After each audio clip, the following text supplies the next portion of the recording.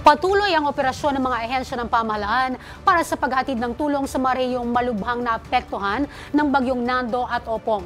Si Jap Regala, una sa balita.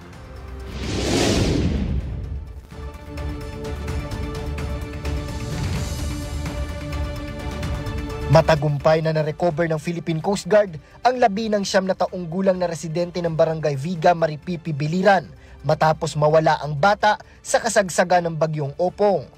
Ito ay dahil sa tuloy-tuloy na search and retrieval operations ng Coast Guard Substation Maripipi at mga opisyal ng barangay. Sa Romblon, patuloy ang pagsasagawa ng clearing operations mula sa iniwang pinsala ng bagyong Opong. Sa pangunguna ng Municipal Disaster Risk Reduction and Management Office, Coast Guard Station Romblon at iba pang hanay, pinagpuputol at pinag-aalis ang mga sanga ng punong nagsibagsakan dahil sa bagyo.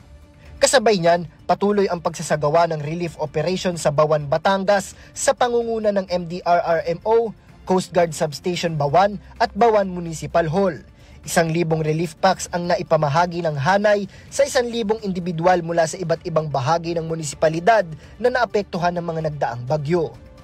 Habang patuloy din ang pagpapaabot ng relief operations sa Zapatos Island, Balud, Masbate sa pangunguna ng Office of Civil Defense Bicol, Philippine Air Force at Philippine Army para sa mga nasalanta ng bagyo sa rehiyon. Inaasahang maipamimigay ang mga relief packs sa mga pamilyang naninirahan sa mga lugar na malalang naapektuhan ng bagyong Opong. Samantala, 1,000 family kits ang ipinadala ng Office of Civil Defense katuwang ang PCG sa Ilocos Region at 500 shelter kits with tarpaulin naman ang inihatid sa Bicol Region. Yan ay para mabigyang suporta ang mga apektadong komunidad sa rehiyon. Nauuna sa mga balitang totoo at laging bago, Jap Regala, alauna sa balita, Congress TV.